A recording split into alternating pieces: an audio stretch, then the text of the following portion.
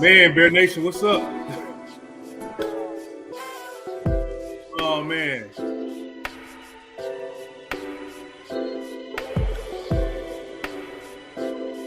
Terrible game, man.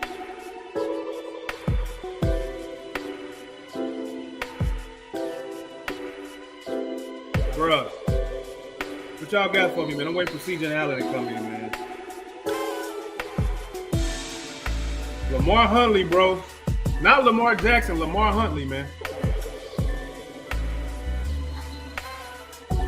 Man, I don't get it, bro. I don't get it, man.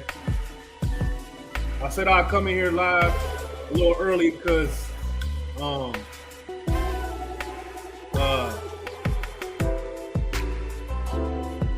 a little bit of time left, but I thought the game was gonna be out of reach, man. This is crazy, man. I'm still watching the game too, bro. I think it's like 2 minutes left. This shit is crazy, man. I'm just gonna put this up here. Y'all can feel how y'all want to feel about it, man. There's plenty of blame going around. Yeah, man. This was nasty work, bro.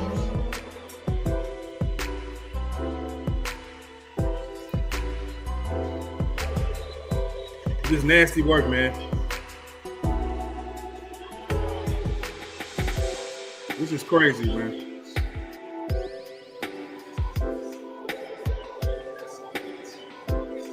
Oh, we got 74, 73, 74 people in here, man.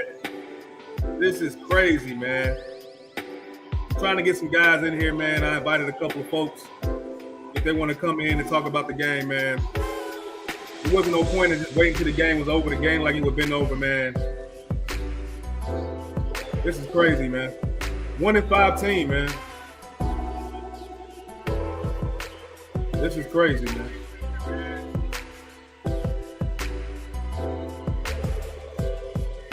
No secondary, no real pass rush. Shit is just terrible, man. It's just terrible, man.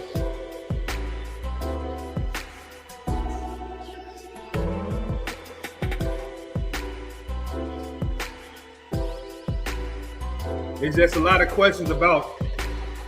It's just a lot of things, man. I've been seeing, like, we can't keep. And I hate to say this, man. We can't keep saying that Caleb Williams. We gotta hold him accountable, bro. I don't understand, dog. I honestly felt like once we gave up that 2 red zones with no score, it's just like our day, bro. We've been consistently not scoring in the red zone, bro, for the past 2 weeks based on the offense and specifically based off the pass game and the run game, bro. Like, I mean, just the pass game. Sorry, just the pass game. Like, we have not. Caleb, man, bro. I'm at a loss for words, man. I'm really at a loss for words, bro. Because how many more times are we going to get up to the red zone and not score in games, man? Somebody make me understand this shit, man.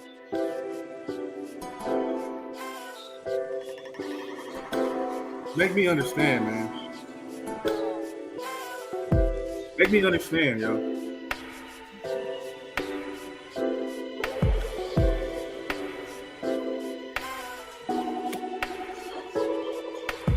This shit is crazy, man.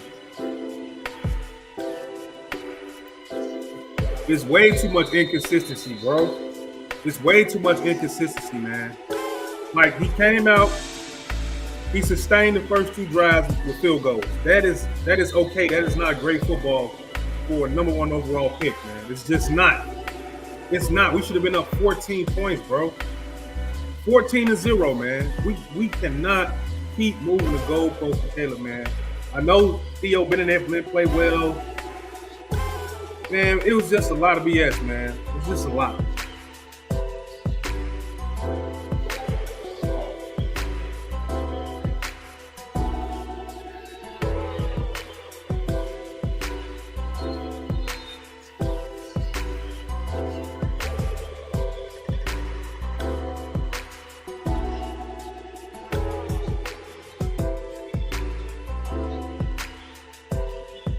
just discussing stuff, man. Discussing stuff, man. I'm just waiting on my guys to get in here, man. Caleb Williams, bro. I don't know what more else we got to. This is, bro.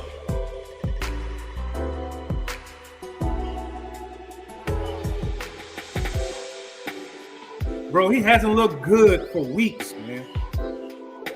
Like, how much grace are we going to give Caleb Williams? I'm not going to turn on Caleb. It's 138 people in here. I'm not going to turn on Caleb. There's way too much football left. Way too much stuff left for the season. Saying that, okay, fine. But this is a week-to-week lead, man. This is a week-to-week podcast. People that come on my show, this is week-to-week. We call what we see, bro. We call what we see. We don't coddle players. We don't try to make fan base feel special about what we're talking about. We don't give a fuck about that, bro. Caleb Williams is the problem in this offense right now, bro. It don't matter what nobody tells me, man. You can tell me to the sky falls that it was everybody else today, bro. Caleb Williams has to get his shit together, man. I've said this in private chats. I've said this, and here's Alan in here right now. I've said this in private chats with my guys, and people were in certain parts of Twitter, Bears Twitter, that they were wondering if Caleb Williams get benched. If Caleb Williams gets benched, he will earn it, man. It is what it is, bro. It is what it is, man. Y'all can say what you want to say. I'm here for that. We can have dialogue, we can talk. Just keep it respectful. That's all I ask. But at the end of the day, I mean, he's a part of the problem, not a part of the answer. And the offense and the team and the team has been winning in spite of Caleb Williams. Am I correct, Alan, man? Just what are your thoughts on this performance today? Like, we got to the red zone twice in the first half, bro. We come out with 6 points. What the hell is going on, dude? Somebody explain it to me like a 5-year-old, Alan. Explain it to me. Well, what my synopsis is, we are not a physical ball club. We didn't meet the challenge of the Ravens. We look really unprepared, offensively and defensively. I think the first set of plays that we had, the first drive, that should have been a touchdown. But Caleb turned into Caleb Williams. So that first couple of sets when he, kind of stumbled and took that sack, I was like, well, then guys jumping off sides. I mean, the normal shit that we do. Joe Thuney today got a fucking outsides and he never gets called for penalties. It's the quarterback. The cadence is the problem. And it's like, I don't know what else we can do, man. When Joe Thuney started getting penalties, that's bad. He never gets called for a flag. So the operation of the Bears offense, I don't even know what to say, man. Baltimore took it to our ass today. Pause, but that was a domination today, like across the field. Special teams, defense, and offense all look bad. And I really lean more toward the defense today because they just look like they were not prepared for a physical football game. And that scares me because the Ravens play playoff football year round. If you ain't matching them in physicality, you're going to lose. And that's what you can't coach physicality. You got it, you don't. So that's what kind of makes me nervous about going forward. And it's one of them games when you lose, it sits on you. Kind of like the Patriots game last year.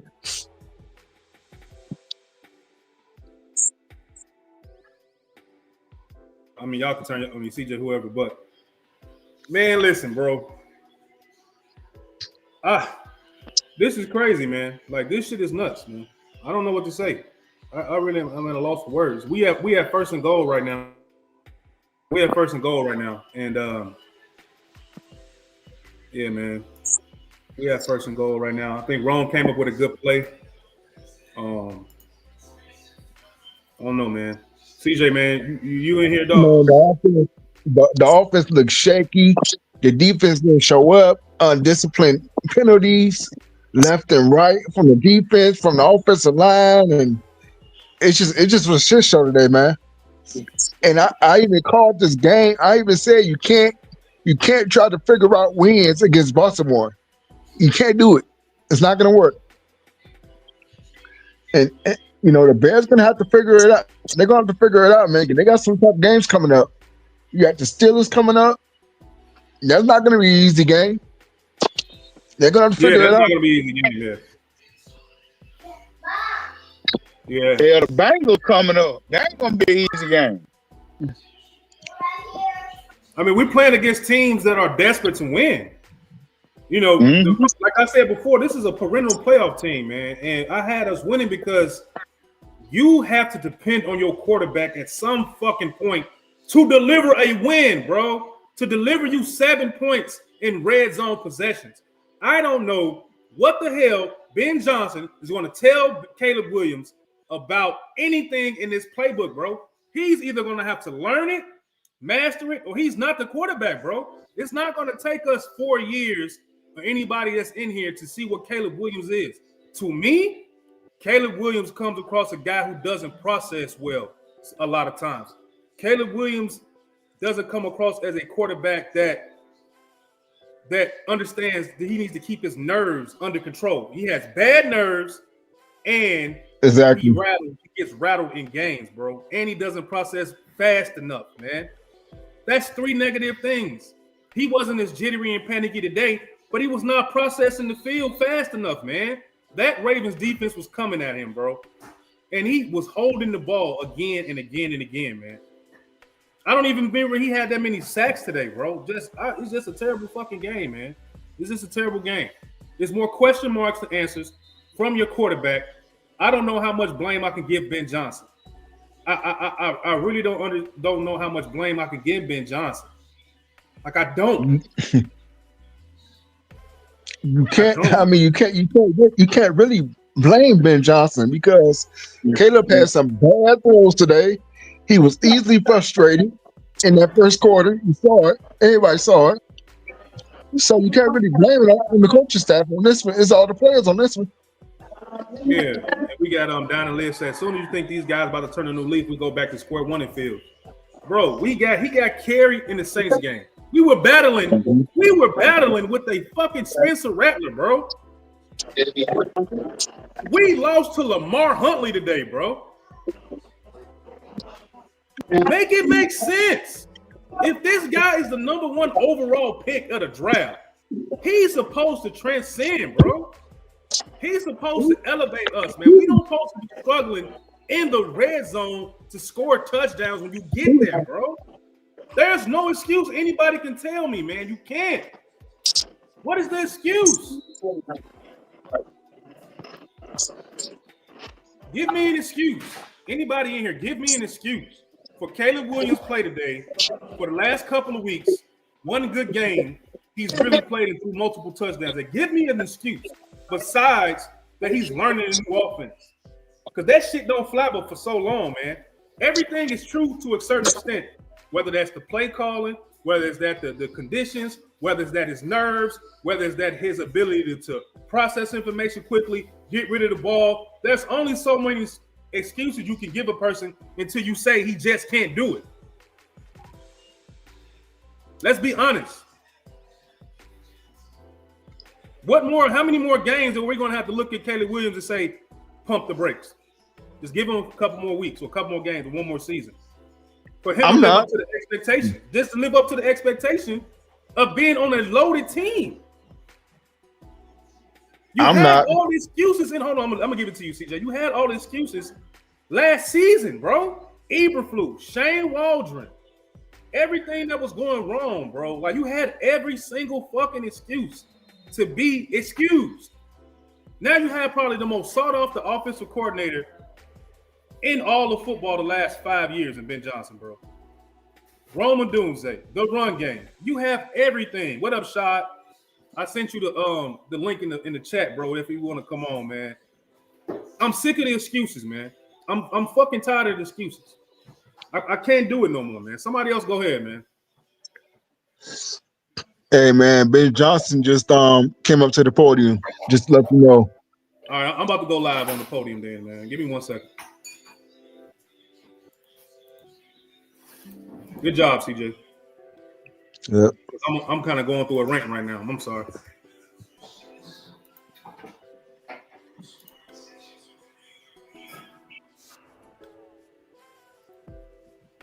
Like, I'm sick of this shit, man. Huh? I'm sick of it, man. I'm sick of the excuses, man. And Ben Johnson, if he's like me, he don't have no patience, man. I'll be right back. This thing tweaked out. I'll be right back.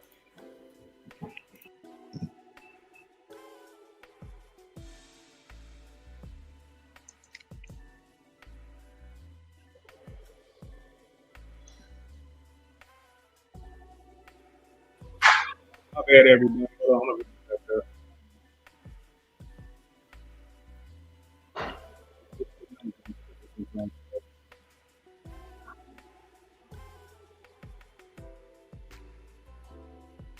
There we go. There we go. Like the excuses, man. Like, I don't want to hear that shit. Like, I really don't, bro. Like, I don't want to hear the excuses, man. Like, at all. For real. Over it, man. Oh, let me take this off of here. Oh, well, he ain't up there yet. Tired of it, man.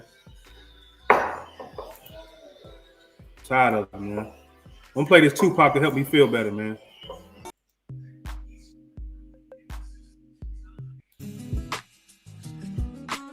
You know, they came out and they played a physical brand of football just like you would expect. You know, they were hungry, they were determined, and truth be told, I expected a little bit more out of our squad to counter that on up. So we fell short. You know, it's our first game in a while, really all season, that we didn't have a takeaway. And so when that happens, you really got to play a clean game, and we didn't. You know, we're double digits in penalties once again. We're not scoring in the red zone. You know, we couldn't quite get off the field as often as we'd like on defense. So they had some good drives. I think time of possession wise, they did a nice job controlling the game. And like I said, we fell short. But our guys, we're gonna get this thing cleaned up. I know they understand how important it is that we play cleaner as a team and we complement each phase better than what we did today. And so that'll be our mission here this week. Go ahead and open it up. And offensively, with the inconsistency, what's most urgent to you right now in getting that side of the ball humming a little bit better? Yeah, you know, I think you see flashes of some explosive plays and some really good things happening. But the penalties to me is what stands out first and foremost. You know, we still have some of the pre-snap issues. There's occasional not getting lined up quite right. There's occasional not getting the motion quite right. And so that stuff it adds up and it hurts us. We get away with it occasionally, but it's just not the way you win in this league. And so I think, you know, I really put it on the leaders there in that locker room to get this ship going the right direction in that regard. Us coaches, we've been pounding that drum now for a while, and we haven't gotten. You hear what he said? So it's Squeeze those leaders. This team to get us right. You at the end of the first half with the intentional grounding, and then you guys had to kind of scramble to get the kickoff there. Yeah, I thought we had a chance there for points before half. We had a good opportunity to do that, and the intentional grounding certainly didn't help. And so now we're in a position 3rd and long with no timeouts, where we know if it's a clock running and we're short of the line to gain, that we'll need to get our Hurricane unit out there, our field goal team out there real quick. So I thought the execution of all that was nice, but that's a really long field goal, and so it's a low percentage deal, something that we would like to avoid. So that intentional grounding certainly hurt us. Did the Ravens and Huntley do anything that you might not have expected, or did they just do it well and it was tough to defend? Yeah, you know, I thought Coach Monken always does a great job just schematically mixing things up, and like I said before, they play a physical brand of football, and so that showed up. That offensive line was getting after it, and you know, I thought our defensive line. It was quite a battle there throughout the game. You know, we were intent on not letting 22 get started. I thought for the most part we did a pretty good job of that, but then, you know, Huntley hurt us with both his arm and his legs. You know, we let him get some big ones on the ground, and then Hey, fellas, I'll be he right threw back. some accurate balls there in I'll the keep air. it going. So, CJ, I think you at one gotta point let he was, Shot in when he like, come in. I'll be right 12 back. or 13 or something like that coming out of halftime. So, yeah, he played really well, and we didn't do enough to affect him. And what was your vantage point on the interception that Caleb threw there? Yeah, I didn't quite see it. I'll have to check it out on film just one more time. Just in my mind, there might have been another option that we could have gotten to. Any sense of what happened on the last 3 plays of the game? Obviously, you get down there, it's a desperate situation, but you've got a completion short of the goal line, a quarterback sneak, and then a 4th down play. Yeah, I don't like my call on the quarterback sneak. I could have gotten to something better there. But yeah, I mean, we have plays set up to go tempo down there, and I probably didn't do enough job in that department. Did the participation saga with Lamar Jackson, what was your reaction to that both yesterday and as it unfolded? Yeah, we always prepare for. Like I said earlier in the week, we were preparing for Lamar, and then when we found out that he wasn't playing, then we get ready for the next guy. Kyler went on IR yesterday. What exactly happened with him throughout the week, and how long term is this for him? Yeah, we're hoping it's going to be of the short-term variety, so we should be able to get him back. But yeah, it's another soft tissue injury that we're dealing with.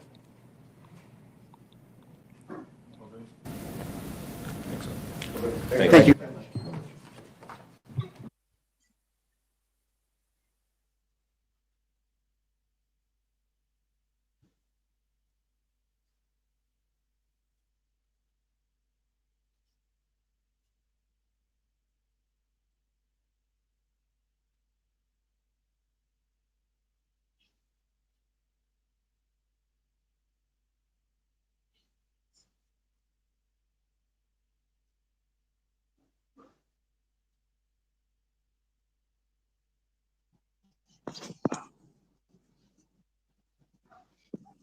Hey, see,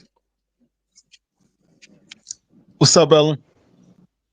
what's up? Hey, did you notice that Ben was kind of talking like he wanted the leaders to kind of take a stand, like he was like the leaders need to do. And I appreciate him putting it back on the players on this instance, because I don't think he didn't do a bad job of coaching. I think he did the plays he needed to do. Like, I mean, the players just left a lot on the goal line. I mean, they left a lot of field, I would say a lot of plays on the field. Because that touchdown, they should have been to Duvernay. Duvernay did his job getting on top of the DB, but that pass got to be inbounds. You know what I'm saying? Yeah. You can't really blame this game on Ben Johnson's coaching. I mean, the coaching was right there. The Bears players got to execute, and they didn't. A lot of Right. undisciplined flags from the offensive line, from the defense. It was just very undisciplined football today from Bears. And what's sad is we continue to talk about penalties before the snap. Like, it's becoming to be we passed the trend part. This is becoming to be a problem. Like, we cannot be. I think I seen something on the screen today that we're the second most penalties as far as false starts. We got the second most penalties with false starts in the league. Yeah, And we're 4-2, where we're 4-3. It's amazing, and that's the type of stuff, man. We got to clean that up. Like, I don't know, TJ. I want to say some stuff, man, but I just feel like I would like to be a fly on the wall during these film sessions, because the quarterback, and I'm not gonna blame everything on the quarterback, but pre-snap, I blame everything on the quarterback, because you are the key to the offense pre-snap. You in the center. Yeah, you got you, man. It just, I don't know. We did not see the offense step up. We haven't really seen them step up this season, except for the running game, in back-to-back weeks or whatever. But going into this game, you can't always say, okay, the Bears got to figure it out. You can't do that against Baltimore. They're way better team than that.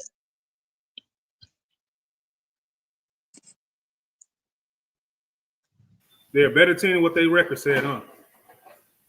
Most definitely. But Roquan came back today. The strong safety, all pro safety came back today. Like today, they got to make a move if they want to be a playoff team. So coming off a bye, most of the time your players come back. And I knew Roquan was gonna miss. I run my business, my family. I'm passionate about everything, man. And I expect perfection when it comes to certain stuff, bro. And that was nowhere near perfection from my quarterback today. So, Shad, the floor is yours, bro. Before another player come up on the press conference, man. So, it's all you, G. Dog shit in the red zone again. Dog shit in the red zone again. Situational football was dog shit again. 3rd and 4th down play calls from your head coach. Dog shit. Your quarterback not getting guys blocked, lined up for alignment for blocking properly. And I know Cole Kmet, being the best 6 offensive lineman in football, didn't play. But you had several situations where the quarterback's job was to identify the open rusher, Allen, several times. And he didn't do it.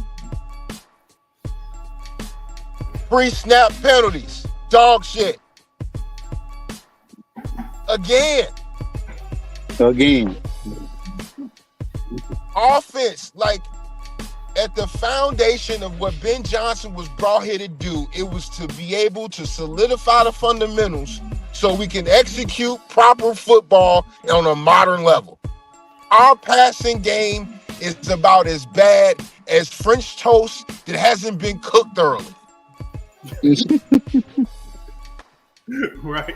You know, at what point do we look at the quarterback who was touted as a generational guy, a multiplier of players, a guy who could be considered an enigma to some, but on the field is one of the most electrifying talents we've ever seen? That sounds like Jay Cutler to me.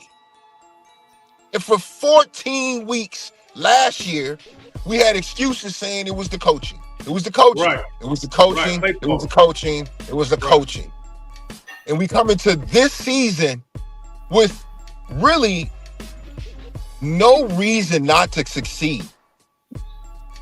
And we're seeing the same lapses of the quarterback that's currently in his 2nd year as we did year 1.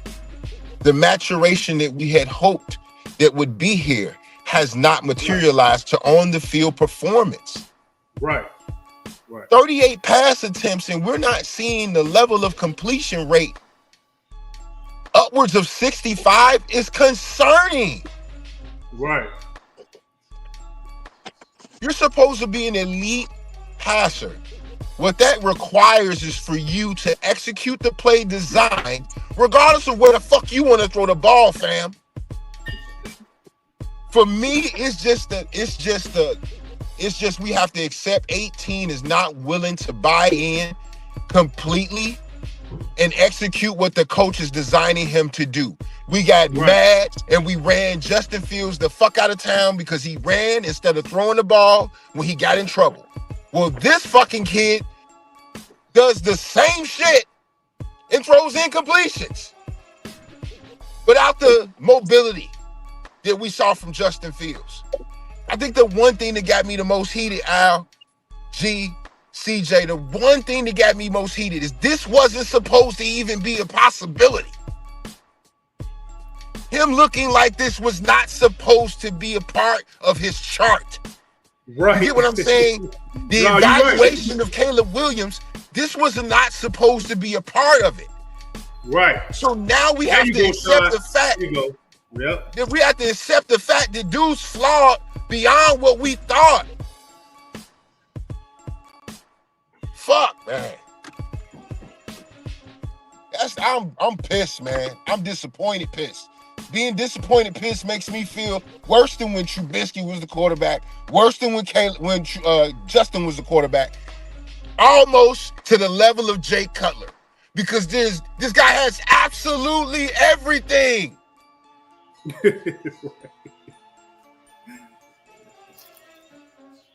What do you want, the lottery numbers too? I don't know, G. We have to really hit a pause button on this team right now, bro. a concerning Yeah. pause button and really peel back the onion, bro. Because even though this team came in with 4 straight victories, I don't believe none of those victories right now, Caleb Williams had a 100% impact on the reason that they won. Right.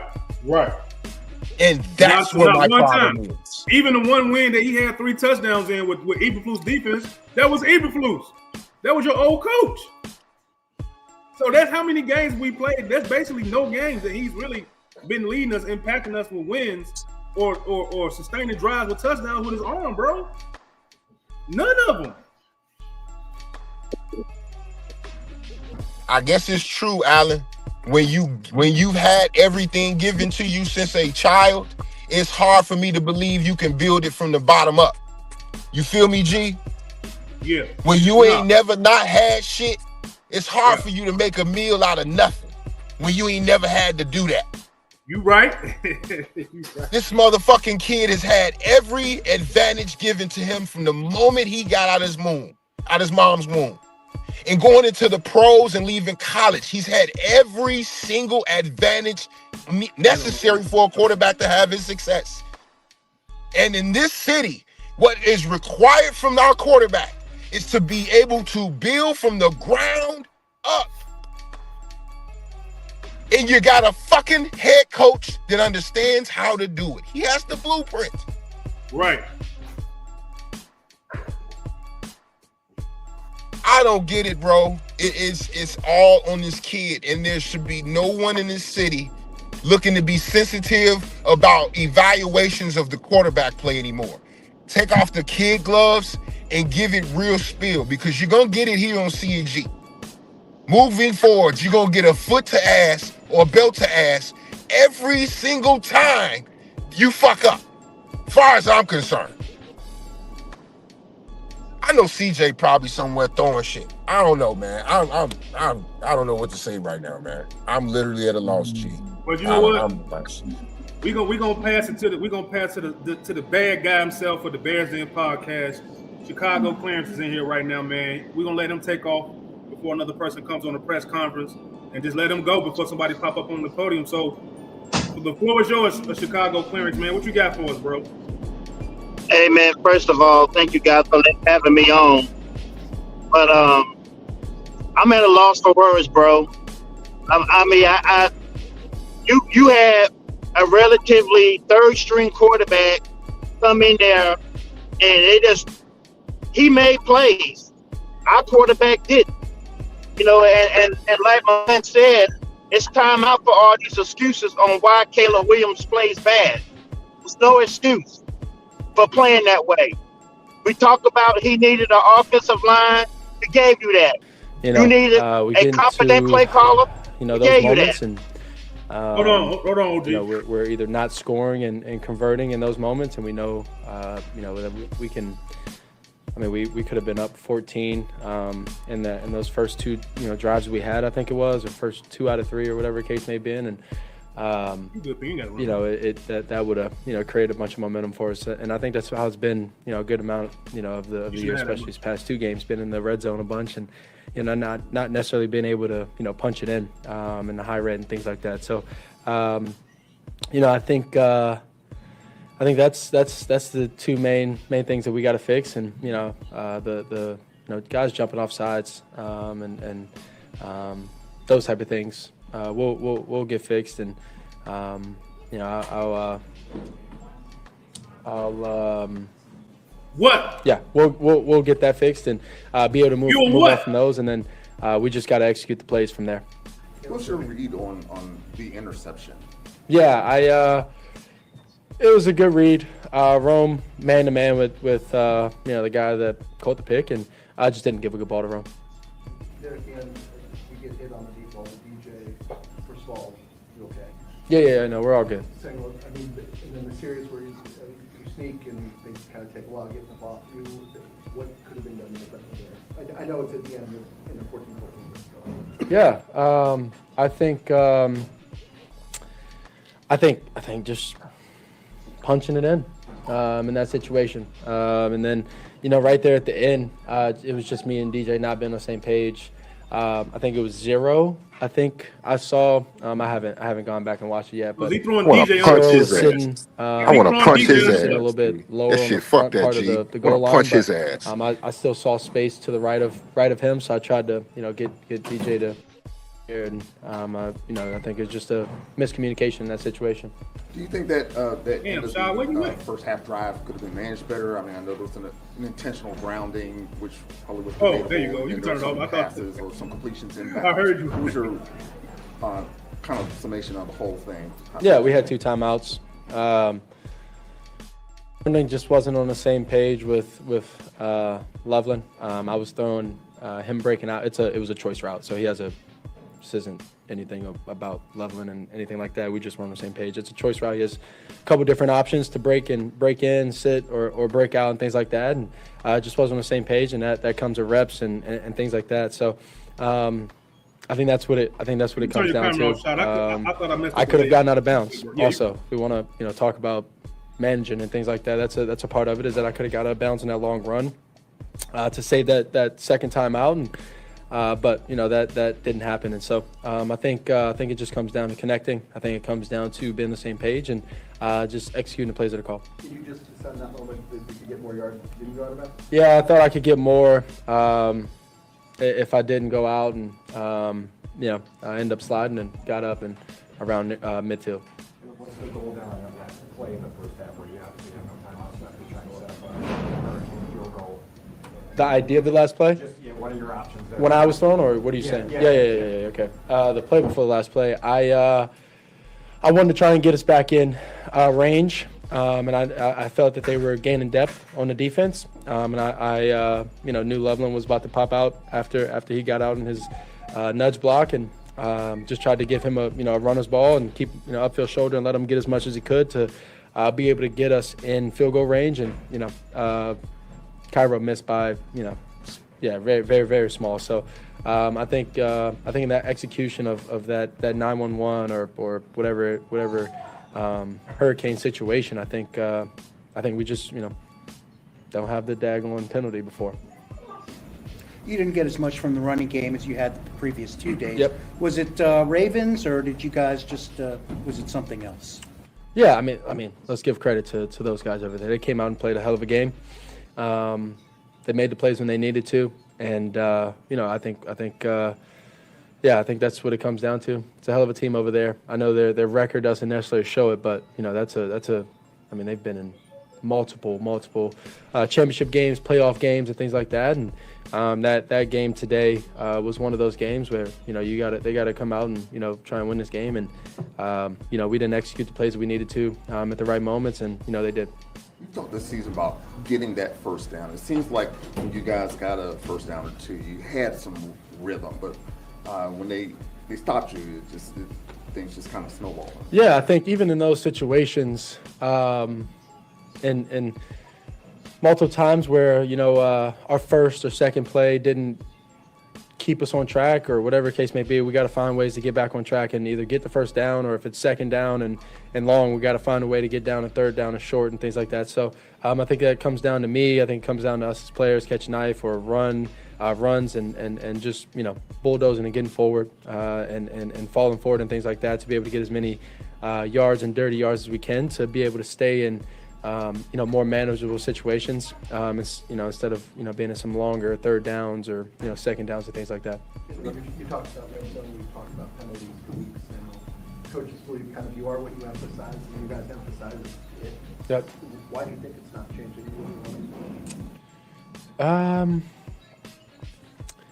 I think we got to emphasize it more. I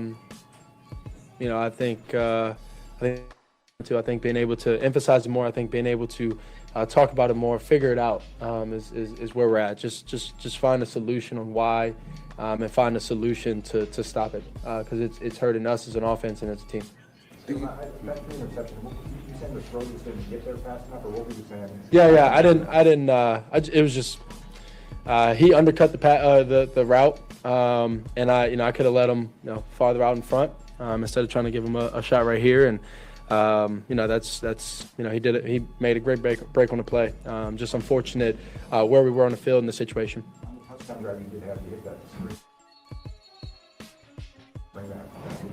Yeah, coach made a great call. Ended up making a check, and then from there everybody just did their job, and everybody loves screens into pressure. I think doing a good job just selling it like we're normal drop back or anything like that, and then find a way to get a good ball to Swift and let him go make play. Caleb, what do you notice with the 2-minute drive? Because obviously you guys were so successful with that earlier in the season. We're probably talking something different if it wasn't for the intentional grounding today. What about that part of the offense needs to change? Nothing.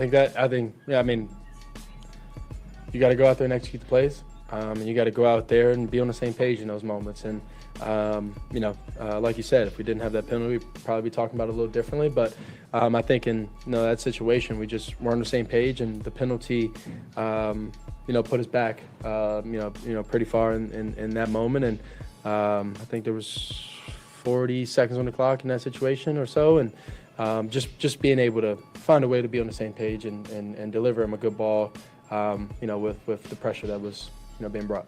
What do you take as a lesson for yourself after a game like this? Yeah. Sound like the lesson for myself is just throughout the week, practice week. Overall, we started this game out with a penalty. And it's another game where we've got double-digit penalties, and it's been the theme ever since training camp. And I'm tired of it. I'm tired of guys false starting, people lining up offsides. I'm tired of the holding calls. I mean, it's fucking ridiculous. We shoot ourselves in the foot every damn game, and we wonder why we're kicking field goals. Caleb Williams has got to be better. I'm sick of this dude. I don't want to hear nobody else talk about, he needs this, he needs that. You got an offensive line. You got a competent play caller. You have got to be better, because the guys who were drafted in the same damn draft as you are playing lights out. Drake May is killing it right now in New England, and you got more offensive talent on your team than he does. You got to be better. The play calling has got to be better. We have got to play better as a team. The O-line had a dreadful day today. Caleb Williams, defense didn't show up. I mean, we're talking about a third-string quarterback out there slinging the pill, and guys are running free all freaking day. I know we got injuries, but everybody on this team gets a paycheck. I don't want to hear that Stevenson wasn't in there. I don't want to hear that Gordon wasn't in there. You guys get paid too. Make a play. And when it was time to make plays, we did not. We backed them up inside the 5-yard line, and that shit gets called back because of another damn penalty. I mean, it's just ridiculous. There's no way we should be acting like this. And it's game 7. And we got double-digit penalties again with this team. Even in the wins, Ben Johnson has been calling it out. Well, it's time to fix this shit, because that contributed to you getting beat. And you got blown out. Had no reason to be getting beat by this team by double digits. It's inexcusable. A terrible loss. The same guy beat us 4 years ago. Same situation. He comes in and he beats us. 1-5 football team. They didn't play like it today. We did. I'm just so pissed off watching us perform like that. 16 points, bro. 16 points against a team that I watched the Houston Texans take apart. Ridiculous, man. Yeah. It's ridiculous, man. And it seemed like the lack of accountability from Caleb Williams starting to wane a little bit, man. Like, he constantly keep talking about, and Shad, he spoke on something which is I don't like the timing of this. I don't like the timing of what he said. That the chemistry between him and DJ Moore, we've all seen that through the year, the last 2 seasons. And he finally spoke on that shit today, bro. It was terrible timing, Shad, and you can speak on it. He said something. Threw his ass under the Greyhound, bro. Threw him under a Greyhound, hit reverse, then neutral, bro. You know, when things aren't going well, this is when the quarterback has to be the linchpin and the connective tissue for your team to turn it around. Now, at the first set of adversity, we thought was week 1 against the Vikings, losing to a quarterback that hadn't played a game against a defense that our coach had performed well against in terms of his offensive units. And you're at home against a divisional opponent, and they laid an egg. I want to go back to last year against the Niners when they had the same amount of injuries the Ravens did on defense and on offense. And the 49ers just made it an absolute fist fight. Right. When you don't have the top tier talent to compete on a talent perspective, the coaching staff's job is to make sure that the second and third tier guys feel that they're adequate enough in terms of gravitas to get the shit done. And today, Ben Johnson didn't have his defense and his offense ready mentally, number one, because of the penalties and the lack of turnovers that we had seen, that we had been walking around here like it was just a given every week that we would get. And special teams shit the bed. So when you peel all that back, you're hoping that your quarterback is the stabilizing force. Great equalizer. Today, and at least an equalizer against a backup on the other side of the field. It wasn't as if you were playing against a guy that could match you point for point, right? So the 25 points per game that the Bears had been averaging, you ask yourself, had they done what everybody had talked about over the last 7 days when we said, hey, we hope that first quarter ends up being at least a 10-point Bears quarter. 10-point, right. I said that. And now we're looking and you have him justifying, oh, it was a good ball. Oh, it's just a mix-up here. Oh, it was just... No, bro. You perform like doo-doo 2 weeks in a row, and the problem starts and ends with me. That's what a secure leader of your team or a leader of men would say.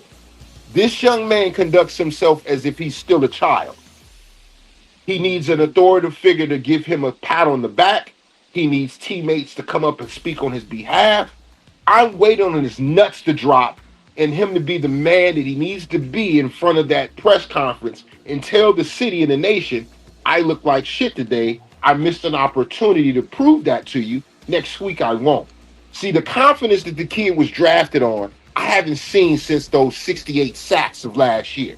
When we thought it would be a humbling experience just in terms of him getting used to it or acclimated to the professional game, when in all sense and purposes, just like with Justin Fields, his year 1 has been the main reason for his regression year 2.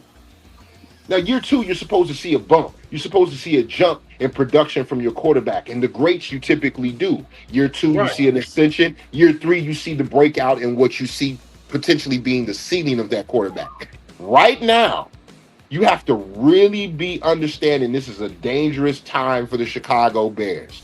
The point that G's been standing on, CNG, and everybody that's listening, is that Ben Johnson does not have allegiance to number 18. Right. And at what point is the question G has been putting there? At what point does he fall out of favor and belief with 18 in terms of him doing what the fuck he needs him to do? There we go. That's Chicago. We need to understand. He's not doing what the coach is asking of him. Right. It'd be different if we were still talking about him executing Shane Waldron's playbook, Thomas Brown's playbook, or even before that, Justin Fields with Luke Getsy's playbook. We're not having that conversation. We have the third best play caller in football, and that cannot be disputed by anything other than the fact that you don't like him, and that's opinion. Based off statistics, you have a top 5 play caller. There is no reason why offensive performances are still stagnant, lacking of finishing. You get in the red zone, and there's reasons why you're seeing penalties pre-snap, because the cadence from your quarterback is inconsistent. Isn't loud enough. Yep. If you're in the huddle, hey, where's order? What the fuck did you order, fam? Did you want extra sweetener? I can't hear you. Did you want extra acai in your lemonade? I didn't hear you. Like that needs to be understood. If he can't do that job, man, you have to respect the fact that guess what? There is a backup on this team. And you can say what you want about him, but there's a backup on this team. And just like at every other position that continues to fuck up in terms of penalties, the backups need to have opportunities. For sure. That's where I'm at right now. Yeah, we got a couple of comments. We got Isabella saying, let's talk about the failed runs on the goal line. That shows that the coach does not trust the quarterback to pass in those situations. He feels like he has to force the run in. Yeah, and I said it in one of the chats, I'm like, this is where Caleb's powerful arm, you want him to zip for a stick out, a stick route. You just want the guy to spread DJ Moore to the left or roam to the right, a quick dart. Bro, we didn't see none of those throws at the goal line. So she's right in her observation, like, he doesn't trust Caleb. And I said this in the preseason, way before this, I said, there's going to come a time where Ben Johnson, if he doesn't do what Caleb doesn't do what he wants, he's going to take the football away from him. That went over a lot of people's head. I say, yeah, the run game is a run game, but there's going to be times when he's just going to snatch the football out of Caleb Williams' hand and trust him to make a throw. This is what she's alluding to. He's going to take the ball away from Caleb, man, and we're going to see a lot of run-heavy stuff. On the goal line, and you don't make a throw for a touchdown, and you run it 3 times in a row, you don't get one possession to throw it, that should let you know right there he don't trust him. You know what I'm saying, Chicago Clarence? But she's speaking truth right here, man.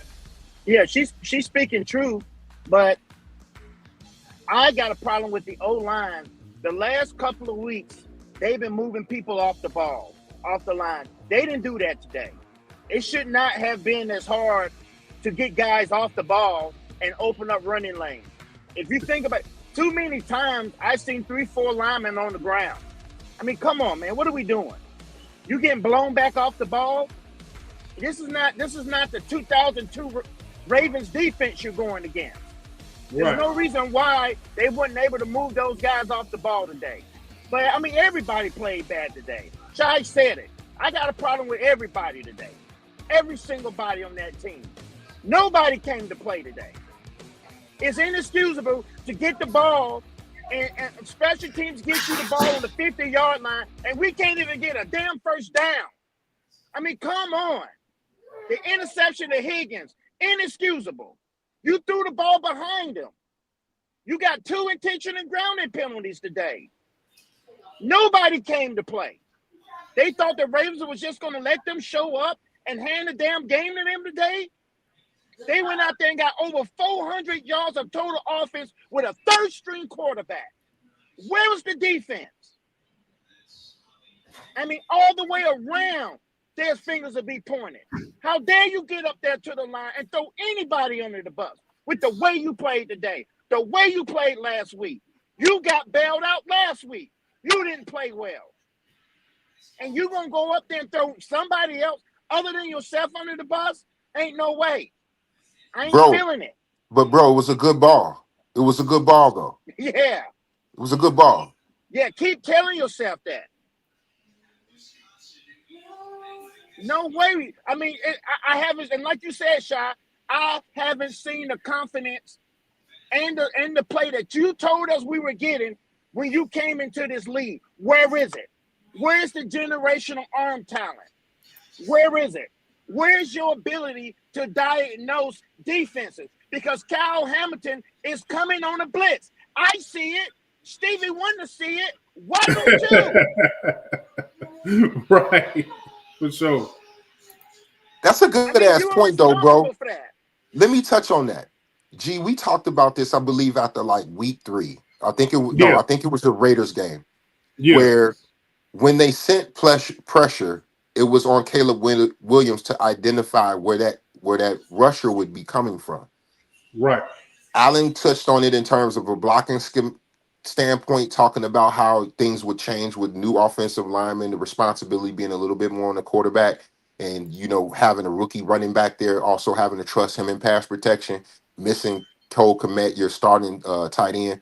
There were elements that would change that would make it a little bit more difficult. But what's concerning is he's not identifying pre-snap the protections that are required for you to execute the play. Now, Ben Johnson can dial the shit up, but if there's a zero blitz and everybody's accounted for on your offensive line. It is your job to see that blitz and hit the hot man based on where that route or where that play is designed to go. Now, I know there's been a ton of times that we say, "Hey, take the layups," right? That's the synonymous comment in this city this year, which makes me want to fucking vomit. Fuck the layup. You have elite talent on the outside. And if teams blitz you or bring pressure, and just like that one-on-one ball to Rome, it has to be completed. There's no ifs, ands, or buts about it. He did the right thing, y'all. He did the right thing. And he missed the pass. This is the concerning shit. The accuracy down the field or the accuracy on big plays or shot plays. This is what I talked about last week. He's missing shot plays. Fuck the layups. You can't miss the opportunity for the big play because the big play destroys whatever the other team had in terms of momentum and in terms of the construct of what they were doing offensive or defensively to you.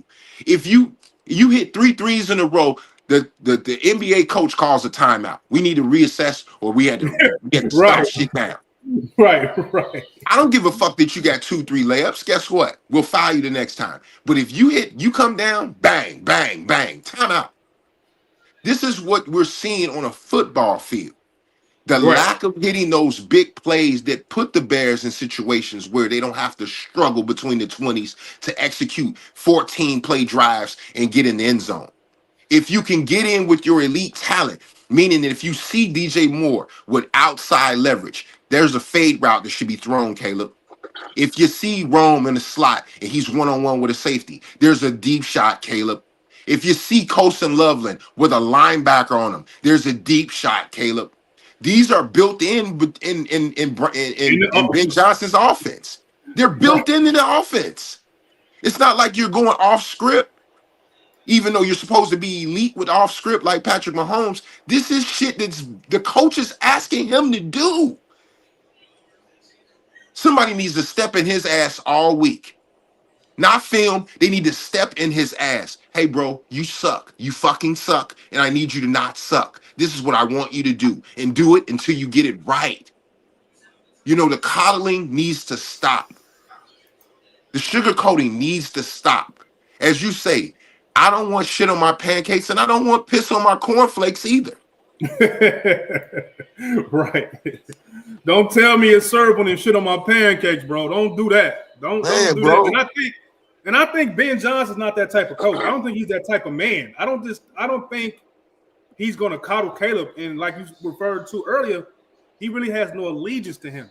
Like there's only so much I could put the ingredients on the pizza to where you got pepperoni, you got cheese, you got tomatoes, you got soft crust, buttery crust. You got everything you need to make a dope pizza, a great pie. You know what I'm saying? And if you don't know how to do it with the ingredients I'm giving you, what does that leave me as your head coach, bro? Like that, I can't make you go out. I can't play the game for you. I can't think the game for you. I can't process the game for you. I can't simplify it enough for you to be the person and the quarterback you need to be, bro. And that's something that I'm seeing from Caleb Williams. I'm just like, how much patience does Ben Johnson really have, bro? Because he's not showing any type of level of like, you know what? We'll get him the next game. He made 3 of those, or he made 4 of those, and he was 3 for 7 on those, but he gave us 3 of those. Okay, we can build on that. Bro, he's not giving us nothing to build on week to week. Like, he's not giving us anything to build on week to week. And the offensive line, yes, but a lot of the offensive line mistakes is coming from the quarterback.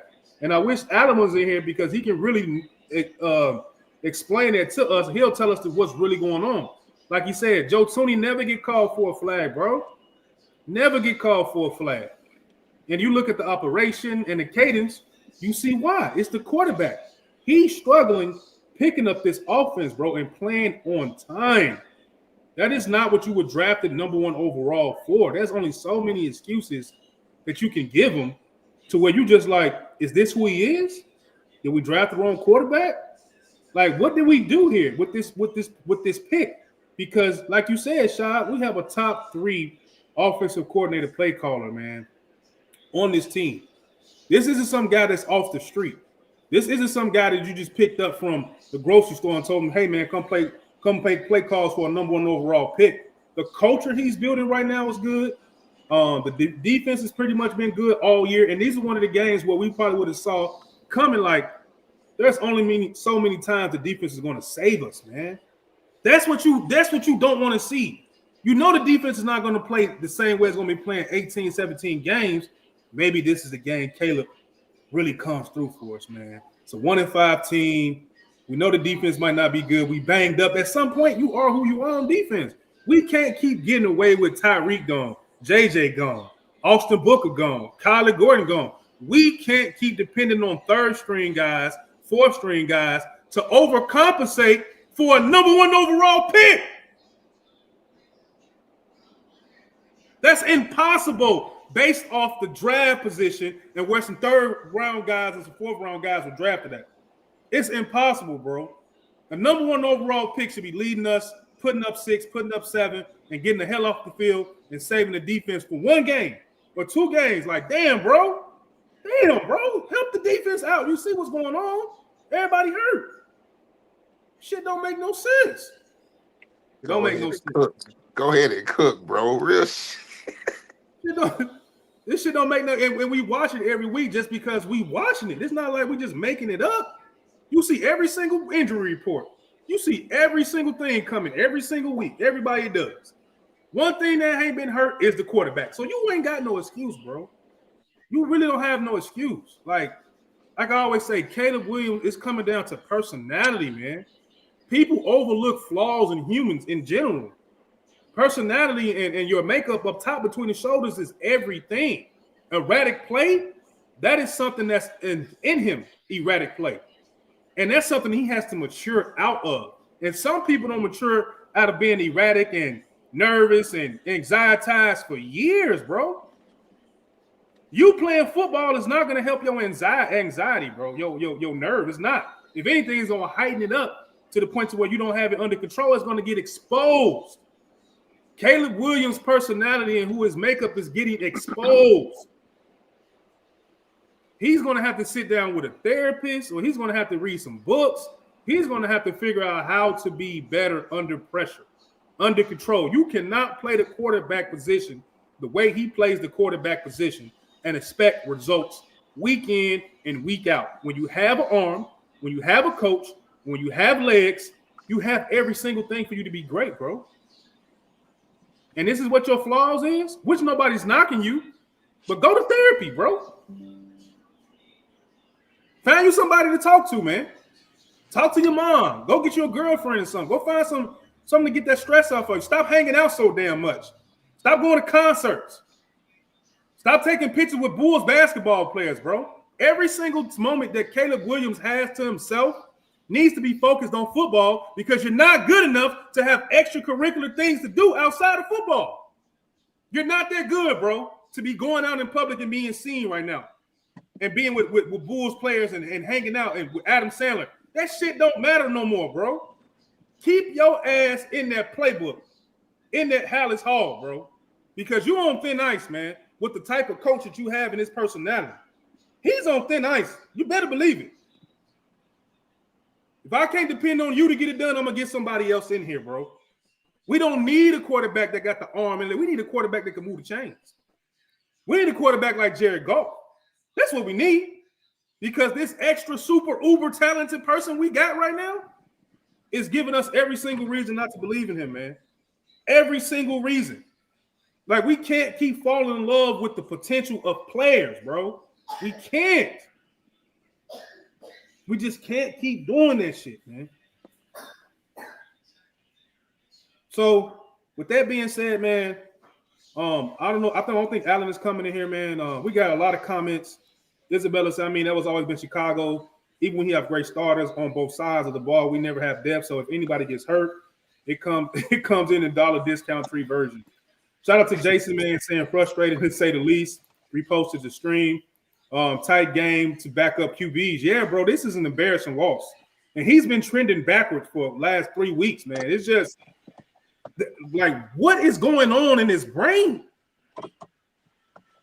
Everybody's a pro. He's insulated with pro. He's insulated with stuff. His nerves and his play should be a lot more even balanced, bro. He should be way more calm than he was last year. Caleb gonna have to figure it out, dog, because I don't think he got that much of a leash. I don't see it. I really don't see it. I just don't see it. Because if it's winning, and that's the priority, and you got a backup quarterback that might be better, you have to give him a chance.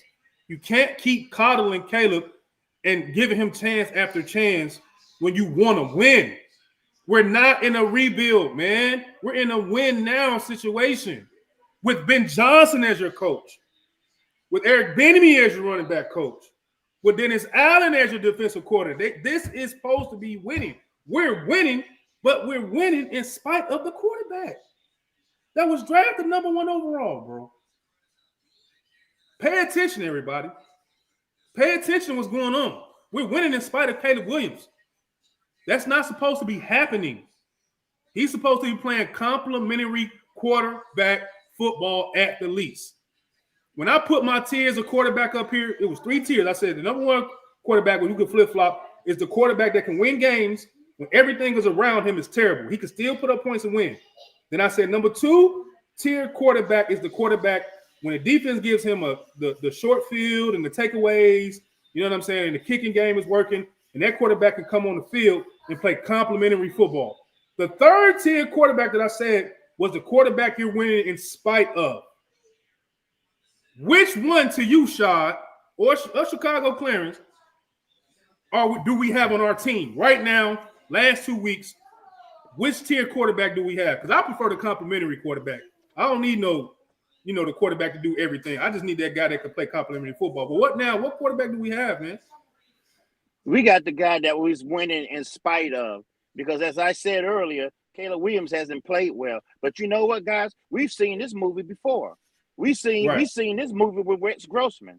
We've seen this movie with Mitchell Trubisky and Matt Nagy's first year when we went 12-4, when we won in spite of having a competent guy to spend the license. We ain't used to having anybody that could come in and take us to the next level as far as what kind of team we are based on what the quarterback is. Yeah, Jay Cutler had that talent, but we never put anything around him, and you saw what we ended up getting. Mitchell Trubisky, we never should have even called his name on draft night. And here we are with Caleb Williams. And so, I, for one, go to the next level. When's the last time you seen a 4-2 team go to a team that's 1-5 and be underdogs? Put the backup quarterback in there. We have got to be ready to take the next level. And like Shai said, your guy has got to have the ability to go out there and make a damn play. We see Huntley do it. And I was talking to you about Caleb Williams being able to diagnose blitzes. Huntley did the exact same thing, made us pay when it was 3rd and 28. Like that. Ended up scoring a touchdown on that very drive. I'm tired of seeing the same old movie, man. And hopefully Johnson gets it in his mind that Caleb Williams is not the guy. We move very quickly because I'm sick of this, man. The Chicago Bear fans, that city is not going to tolerate this much longer. And I don't even know if he realizes what a bad mistake he made going up there to that podium and pointing the fingers. That shit's not going to fly well, bro. That shit's going to stink in the locker room. He's going to have to answer for that. Yeah, he's going to have to answer for that, man. It's just you just hate to see that type of performance. It's like I can see if we had a quarterback, he got there throwing 2 touchdowns, maybe 2 interceptions, 60 yards rushing. He's just out there playing, learning. It's like we don't even have that, bro. We don't even have that right now. Like, we don't have that. And that's disappointing, man. Like, that's extremely disappointing. I don't even see where he's just giving us 3 or 2. Go ahead, Shaw. Go ahead. You brought something up that triggered a thought. I'm Okay. I'm gonna let y'all sit with this one too. Sometimes when there's a book out on you after year 1, defensive coordinators put together a game plan, and in succession, if it computes to victories against you, you'll see that week in and week out. What I'm noticing week in and week out with the Bears passing game, Caleb's struggling against zone defenses. Teams that have an above average back half of defense, meaning linebackers and secondary, have been able to neutralize the passing game for the Bears. Primarily because you can identify where the Bears are going to attack you based on what the quarterback likes to do. Now, Ben Johnson has been trying to coach Caleb to expound, what's his comfort level. But because, the missing components or the things that we've discussed about the offense still being a growing component of the overall team, he hasn't been able to get to that third level of the playbook. Right. Now, if teams have been able to neutralize what Caleb likes to do early, and there's been no maturation on him being able to get past that bad tape, then when the question that we're asking in terms of how long it takes is really a development thing. When you're talking about your child not being good at algebra, it's really time on task, practicing it, doing your homework, going through problems, having you a tutor and things of that nature. So when you look at JT Barrett as a quarterback's coach, is the message getting there? When you look at his demeanor on the sideline, is he keeping his face in the tablet in terms of looking at what teams are doing to him? Because to me, it seems that he's just struggling against zone defenses and has not found a comfort level in being able to attack zone coverages. And the offense is struggling because of that. And if that's the one hindrance, y'all, how long do y'all want to sit there and watch this team get defended the same way and watch the same outcome week in and week out before we make a decision on who the fuck this kid is? That's a good question, man. I don't know if CJ want to take it first. Man, that's a hell of a point, because you got to be, in order to be a consistent starter in the field, you got to be zone and man defense. So it's like you cut off, you make him a one-dimensional quarterback, and he's only beating man and he can't be zone. I don't think that's gonna fly long term, bro. Like you give him this whole season. I mean, he could probably get better, but if he gets better, he get better. That's what we want. But if he don't get better, and shot, if it's really come down to zone defense and he can't be the zone defense, I don't know if he'll be on this team. Like I just don't know. Like just your question, like I don't see it. Like if you're not good at one part of your job in the real world, but you're good at one part of the job, but you're so bad at the other one, they're not going to keep you. They're not going to be getting paid. They're just going to let you go to find somebody else to do the job that you cannot do. And that's fair. You know what I'm saying? Well, I mean, I think as a fan base, we're starved for that next level quarterback. We were sold that it was him. So a lot of us are having a hard time just analytically just calling it what it is. Like you have to temper your expectations for Caleb Williams right now and just take him for what he really is. He's a quarterback that can be man zone. He's a quarterback that needs everything around him to work. He's a quarterback that gets rattled. He's a quarterback that continues to be erratic with his play. He's a quarterback that stares down his wide receivers. And we got, man, this show is all time right now, bro. Like, hold on, man. I see you, big dog. Hold on. Let me get this off of here, man. Hold on, man. Hold on. What's up, y'all? What's up, guys? What's up? Man, I've been talking to you here and there, man. Too. I know you go to every home game. I said I'll get them on. I'm gonna get them on once we get a road game in. Me and you have been step in step, just being analytical of Caleb, not calling them trash, just calling them how we see it. We know we are up against a lot of the fan base where you can't say nothing wrong about Caleb Williams. You can't call a spade and type of shit. But I do like how me and you were on the Barroom Network, man. I saw the chemistry that we had just about talking about it, man. And it's 2 weeks later, and I'm like, man, I got to get Claus on here, man. Shout out to Claus up, bear down that's coming in here, man. This guy is funny. He knows football. He's honest, man, and he don't fuck around. He's a season ticket holder, man. So, Claus, man, the floor is yours, bro. Go ahead and cook, man. Whatever you want to say, do your thing, man. All right, well, I don't know where you guys – obviously, you guys have been on for a little while. You guys have covered quite a bit. But, yeah, it's a disappointing loss for sure. Even with the Bears being the underdog in the game, this is a game they should have won. And I think that the offensive play calling was pretty bad today, one of Ben Johnson's worst offensive play calling deals today. And then Caleb, it felt like what I've seen so far is that when he starts cooking early, he's in a good spot, which is weird today because they were cooking. Like they were able to, those first 2 drives, other than the not getting a touchdown, it looked good. Like he got those easy completions right away and he wasn't able to convert. And so the red zone offense is what is absolutely destroying this offense right now. And then to be the first time they don't score 21 points is against the Lamar Jackson-less Ravens team. It's a hard scene to have. And I would like to see the penalties have to be cleaned up. Anyway, anyhow, it just has to stop. But it feels like anytime there's a play, they call it a penalty for the Bears, but it's never a penalty against the Bears. You know what I'm saying? Like it always feels like the other teams are getting the benefit of the doubt when they never get the benefit of the doubt. The sack was around his ankle, which was a penalty against Jay Daniels a couple weeks ago. And then today with the DeAndre Hopkins face mask is just asinine. They don't call that. Is that part of the game? I don't know, but it's a big time play that needed to be in the Bears' favor. Clear as day, grabbed the face mask, pushed him away, and not able to score, or they're able to score there. And it feels like every ticky-tack thing that happens to the Bears, it's always called. But anything against the Bears, never called. Almost interception, fumble, whatever the hell that was helmet to helmet. I know some guys are cool with the helmet to helmet stuff. It's against the rules. Regardless, it's fun to see guys be safe.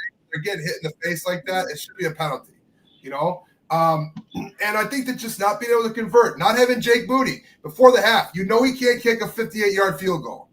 I don't understand why Cairo Santos is out there. You can't get it. And then today it matters. It matters today. I understand you shouldn't lose a job because you're hurt, but Cairo Santos can't kick the ball far enough to put them in a position to be successful where Jake Moody can. So there wasn't a controversy. There's a controversy now. He's not good enough, right? They got to keep finding guys who have a bigger leg in the modern NFL. Doesn't make any sense. But at some point, the Bears need Caleb Williams to be Superman. And today would have been a perfect game for that to happen. I got the jersey. I'm in. And I think that it's going to take time. Fourth offensive coordinator, yes.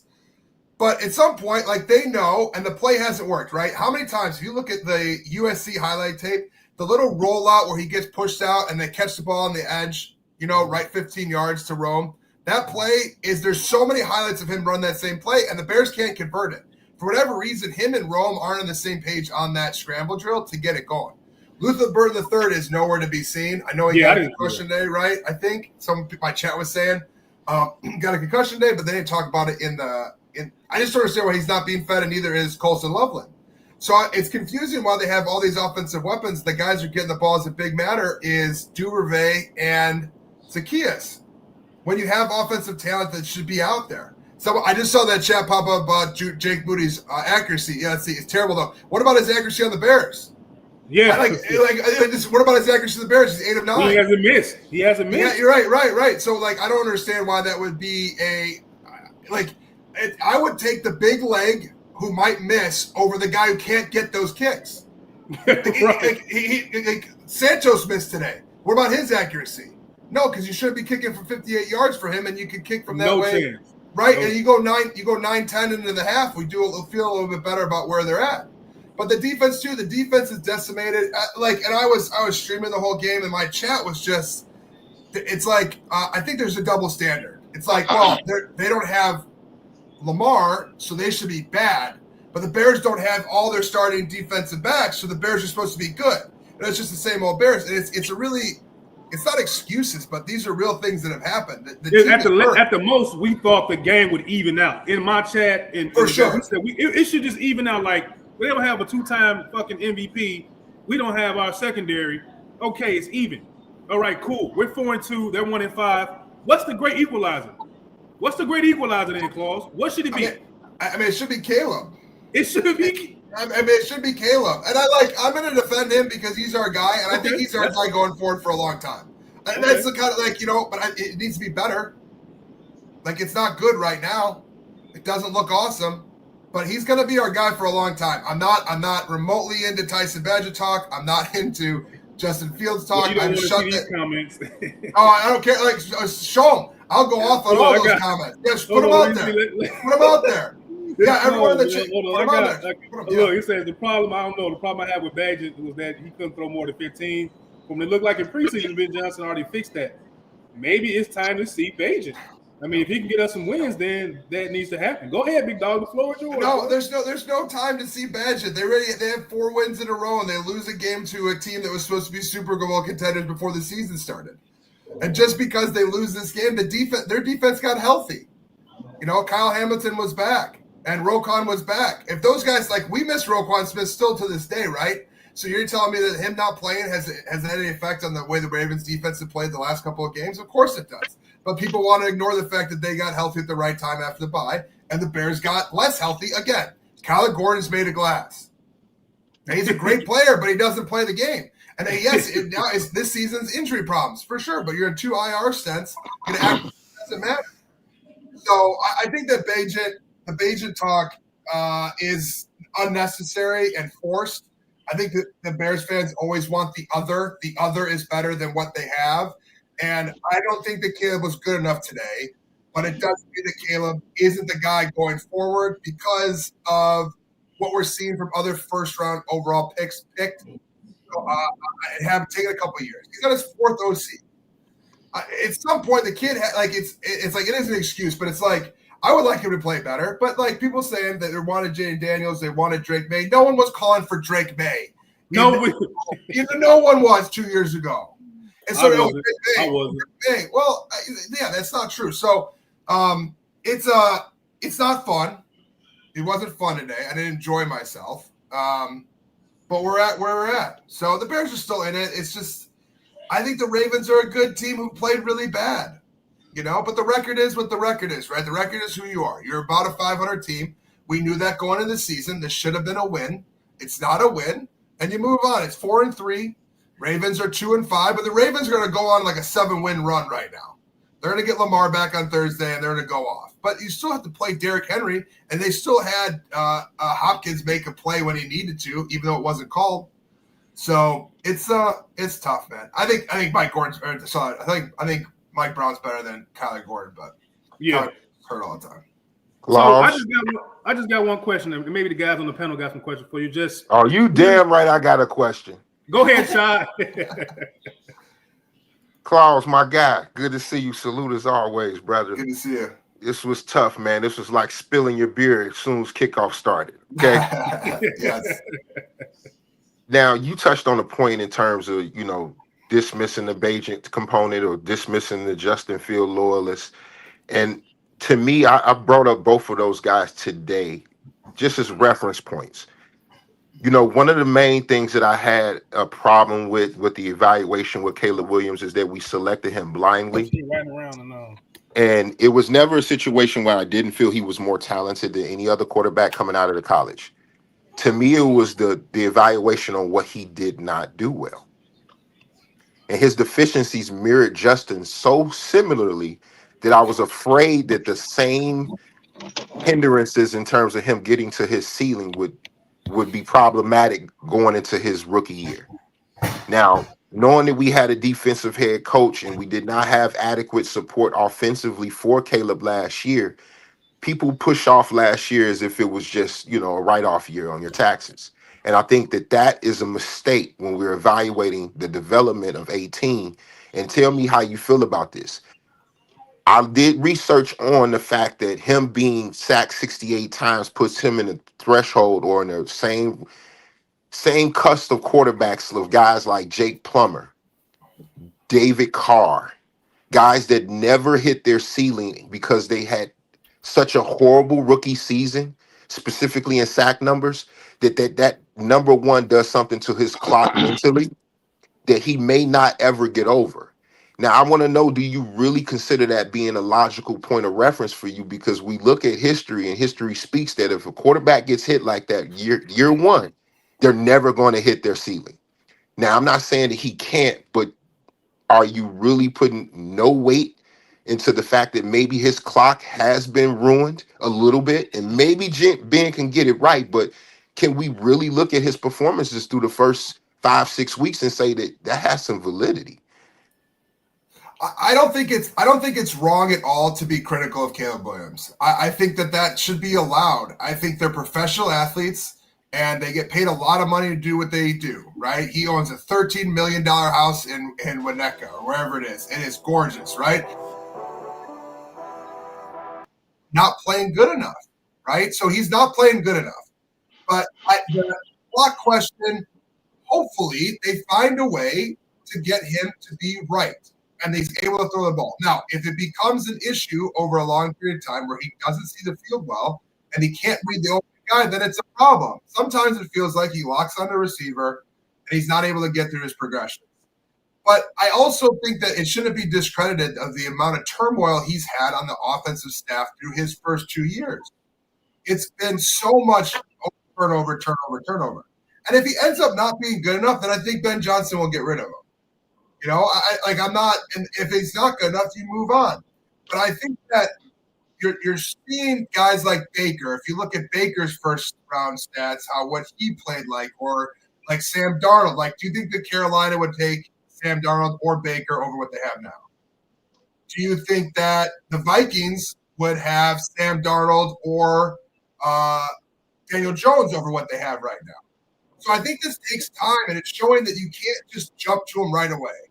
I think that Justin's deficiencies, like over a period of time and now on his third team, is that he continues to do the same thing over and over again in year 5.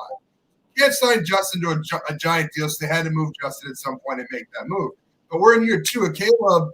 Like, I would like to see it further along than it is. It's not great at all. And I don't know about the internal clock, and I think it's a good point about the sacks. But he's doing a lot better with the sacks now. It just feels like last year he was scared to throw an interception.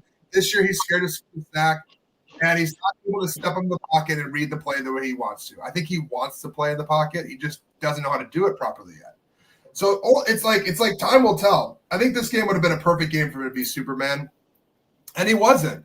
I think though it's just like as a fan, I just want to support our guys the best I can, and I know that.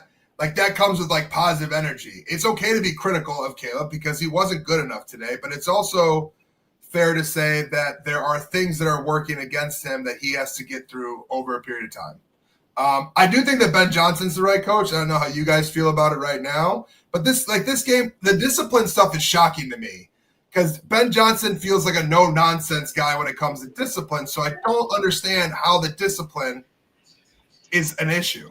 So, Claus, let me ask you this.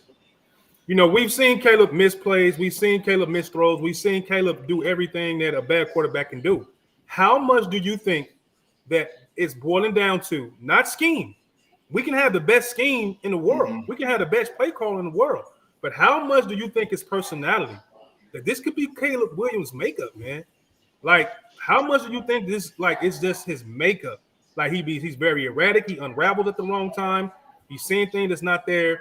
So how much does that matter until keeping a quarterback or developing a quarterback? Like, how long before you say, oh, this is just who he is as a person? He's erratic. He's all over the place. We can't win with this in general. I can't coach what your personality flaw is. That's not what I'm here to do as a head coach. That's not what I'm here to do. I'm here to make you better as a quarterback. I can't make you better as far as me calming down. All I can do is put the weapons around you, get the right play call, get the offensive lineman. But you as a person, and we've seen his personality play out here the last 2 years. So how much do you think that's going to come into play as far as his development or his lack of development? Well, I think the personality is an interesting way of looking. Like, I think you're talking about his like competitive spirit. Is that what you're asking about, or like his not his leadership? Competitive spirit. I don't mean to interrupt you. Just his ability to stay calm under pressure. For him to not let the moment overcome him to where all of his mechanics start to unravel. We've seen it numerous games. So I'm asking you, how much of that is you put into that as a coach to where I can develop them all I want to, but this other stuff right here, I can't really coach that out of him. So well, I think they can coach the fundamentals right? That's a coachable tool. That is working on the fundamentals daily. That is putting emphasis on where your footwork goes and stepping into throws and making sure your release is on point and making sure he doesn't get too cute with his arm ankles. Even deep in the fourth quarter with under a minute, Like that whole sequence was wonky by the Bears. DJ Moore made a mistake by not going out of bounds. Caleb Williams made a mistake by not going out of bounds. Caleb Williams has a crazy arm. There's a side angle throw instead of just throwing a normal ball and getting on DJ Moore. Not that it would have made a difference, but it's still a touchdown in the game. I think it's stuff that can be coached out of him over a period of time. I don't think that his personality, and that's why I said competitive attitude when you're asking about his personality. Okay. Yeah. I think that his competitiveness, he has shown the ability to get the ball to people when it matters the most in tough situations. So that's the one thing I would say that is a huge positive of him, is that his ability in those hard times, he is able to get drives and put them together that put Bears in position to win. And he's done it 6 times already.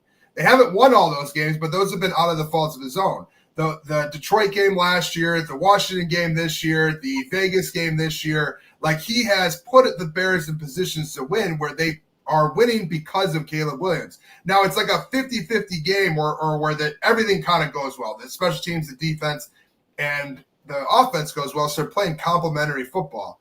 But I think that his personality in crunch time, I think that this is part of this is a lot of reps. This end of it, the 2-minute drill, even though they lost this game, there's a lot of learning lessons in that 2-minute drill. But DJ Moore needs it too, who's supposed to be one of our best heady guys on the team, right? Like he generally has a very good game sense and doesn't make mistakes there. He thinks he's going to score instead of getting out of bounds. I think they can win with Caleb Williams. I think they're going to win with Caleb Williams. I think they're going to win because of Caleb Williams at some point. And I'm nowhere close to jumping. I think that it is scary because we've all been burned for decades. So it's like we have zero trust in quarterbacks to figure this shit out. But hopefully he is the guy. But it's like they're 4-3. The world's not over. They just won 4 games in a row. We had victory Mondays, 1 victory Tuesday in there, 3 victory Mondays, 1 victory Tuesday over the last 5 weeks. So I'm not it's a loss. It's a bad loss. It's a loss. They're underdogs. They're supposed to lose. So it is what it is. This comment. No one's making it's excuses, but like it's real conversation that's happening. Like you just supposed to win, but he plays with a team that's everyone's around him with a coaching staff that's involved in winning too. It's not a singular game. Wins aren't a quarterback stat. And neither losses can happen to individuals, but like there are things that happen throughout the game that's not just on Caleb Williams. I mean, anybody can step in right now. Chicago Clans, you ain't said nothing in a while, man. You got anything for us, man? Because we can wrap it up by about another 5 minutes, man. Well, I mean, he just said it. Caleb Williams is catching a lot of the brunt of the day. I think he deserves a lot of it. But just like Klaus just said, the whole team played bad today. In my opinion, there's no way Huntley should come out there and move the ball on our defense, even with the secondary being. We got relatively no pressure on the guy, and he was able to stand back there and make plays. To keep Derrick Henry bottled up the way that we did. If you'd have showed me those stats before the game, I'll tell you we win. If you're looking at their rush, there's just no way. I mean, our defense just didn't perform well today. I don't think that the offensive line performed well enough. They definitely didn't perform the way they did the previous 2 weeks with running lanes, and the pass blocking I thought was awful today. So no, it's not on Caleb Williams, but he's the quarterback, and as we all know, quarterbacks tend to get most of the credit and all of the blame. So that's just where it is today. I think this is a team loss. Ben Johnson has to wear some of it. But, when you're the quarterback and you're going to come in $55, $65 million a year, when it's time when your team needs you, you have got to be able to go out there and make plays. He was not. And this is coming off a week where he didn't play well. We still won. But, us Chicago Bear fans, we're tired of seeing this. I think as a fan base, we want to go to the next level. We want to be able to enjoy some of the victories and some of the success that other franchises have been able to do. Look at what the New England Patriots have gone through. When Tom Brady goes somewhere else and no longer on the team, they go through their lull of losing, and now it looks like they've got their guy. Why can't we be situations like that? We are decade after decade after decade of looking for our guy at quarterback. And then once we feel like we found somebody, we don't back it up with competency on the sideline. We finally feel like we've done that. We waited for all this shit to come together. And I don't think that we are at a loss for feeling the way that we feel looking at this guy, a year in. This shit has got to start turning around. We need to start looking like an NFL offense, for God's sake. With the rules that are in place to help NFL offenses along, it's time that we start looking like one week in and week out. And one last thing. Somebody needs to, I mean, if you got to get a fine, so be it. But we are not getting the benefit of calls. We get screwed every single week. And I'm not going to sit there and say, oh, the reason why we lost the game. I'm not going down that line. But damn it, we need to get calls when it's time to make the calls. And we are not getting the benefit of the doubt of some of these calls. It's atrocious the way these referees are calling these games on us. I mean, he's just not wrong, you know, bad guy. You're not wrong at all. Sorry, Drew Walker. I just think, he's not wrong. Like, we're all passionate about what's going on. Like, we want to see the damn team win. Like, and you should, like, I saw this one that you're supposed to win the games you're supposed to win, right? Like, I saw that post that was on there. Yeah, there we go. You got to win the games you're supposed to win. The Bears are supposed to lose this game according to Vegas. Like, it's like, I see it. Lamar's not out there. It's a good damn team they're playing. They should have won the game. I'm with everyone, but it's like, it's not. I think that it's really hard because football is hard, and we'd like to just see, like, it sucks to watch Drake May just see linear growth and shit. What's up? Linear growth. We expect it just to keep going up. Yeah, and it just doesn't. It feels like the Bears are built for a jagged line and not a straight line up. So with that being said, we're going to do our final thoughts, man. We're just going to get everybody's final thoughts of the game going forward. I think we had Chicago Clarence kick it off. He pretty much said what his final thoughts were. So, Shad, you can go ahead and go next, bro. What's your final thoughts, man, about anything, this game, next game, and whatever the case may be?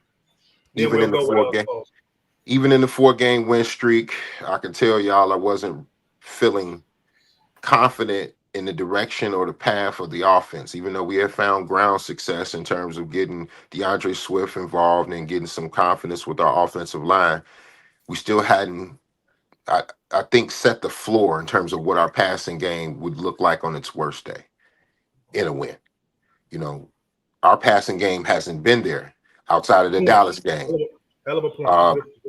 You know, with the investment in assets at offensive line, those were pass protection investments.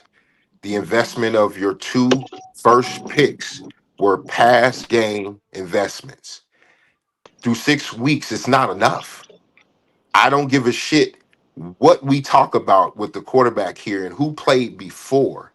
The guy that was brought in with the number 1 asset in a draft has not performed up to expectation. And I don't give a shit anymore about being fair or being critical, because this is the most sensitive fucking city in the world when it comes to talking quarterback or talking football related to the Bears. And the reason I say that is because as passionate as we are, sometimes I don't feel that passion is reciprocated with the leadership on the teams. Defensively. Preach. Last week, everyone was giving flowers to our linebackers. Where were they today? We were giving flowers to our $100 million defensive end. Where the fuck was he today? You know, we knew that we had a deficiency in the secondary. And I don't appreciate how Dennis Allen went about his job. The game plan against a third-string quarterback should have been to blitz until his ass is out the game. Do you have a third stringer? Right. And I get that we saw blitzes early in the game and Huntley was able to take advantage by running the ball. But the approach about it, it wasn't violent enough. It wasn't, to me, an emphasis through practice. So that showed me that they practiced to play against Lamar Jackson this week. That's the reason I feel that the defense wasn't prepared against the Baltimore offense today. Because I think that this week that they thought we're getting Lamar Jackson and they didn't, and we saw the outcome as we saw it. But the end all be all is 18 has been a problem, not a solution. And we drafted him to be the answer to the equation that we have yet to solve since Sid Luckman. So until that answer comes up 18, I feel like there's more homework necessary for this fucking team to do. And I don't buy in. I have not bought in to a successful season until I see 18 have an elite game and a win. Well said by my guy Shad. We're gonna leave it before you're gonna end it to take us out of here, man. Just give me some final thoughts, bro. We get them out of here, bro. I think it's a interesting time to be a Bears fan. I understand and hear like the passion in everyone's voice about wanting to be right. I'm in stadium at all the home games, and I feel it with everyone that is there. I think what we want to see most is see the team win, and I think that if that is what's most important, is we need to keep it to that, right? So, the team is 4-3. They just went on a 4-game winning streak. I don't think that this loss erases that 4-game winning streak. I think the team is learning as a team how to win. Today was not a good performance overall by any of the phases, any of the coaches. Can't wait to Big President Professor giving out these incredible, to say the least. But we move on. And I think that it's going to take some time, unfortunately. Just not where we want it to be. I agree with Shad that I was hoping Caleb would be the solution to the problem and not part of the problem, and it feels like he's just another step in the equation to figure out how they get this Bears team right. We got Bengals next week, and then Jamar Chase coming to town, fellas, and that, let me tell you, if they don't get some of these cornerbacks better, if Stevenson, man, he's going to go off for 200 yards, it's going to be an absolute problem. So it's going to take some time, unfortunately. The offense has got to get right. But until today, they had the only team to score 21 points a game, right? So it's not all doom and gloom. It's not perfect, but it's going to get better, hopefully. But if we all believe, I believe Ben Johnson's the right coach. And if we think he's the right coach, then he's going to figure it out. If he decides he can't win with Caleb Williams at some time and it's time to move on at some point in the future, then it's time to move on. We're not there yet. I'm not there yet. Hopefully, Bears fans can kind of take a deep breath, sleep on it, watch the Packers lose tonight, and it's going to be okay tomorrow. So get ready for Cincinnati and go from here. But I appreciate coming on, fellas. Man, appreciate you coming on. But we're going to shout out. I'm going to shout out the people in the comments. We have Isabella in here.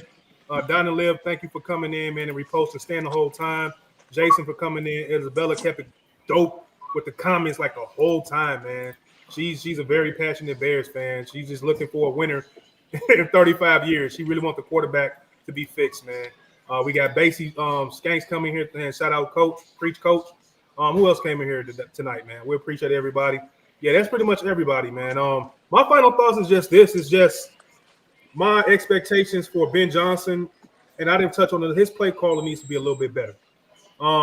As much as I want to give Caleb some criticism, and I did, because I think that and I always say this, and I'll never change, the best quarterbacks can make up for what the offensive coordinator can't do. Like every play the offensive coordinator is throwing out there, it's not going to always be a slam dunk. The great quarterbacks make the offensive coordinator look great. So with that being said,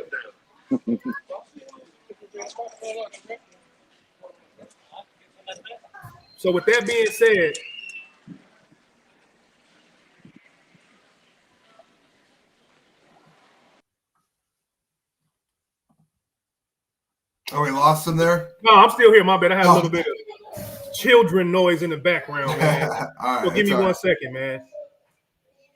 Give me 1 second. Give me 1 second.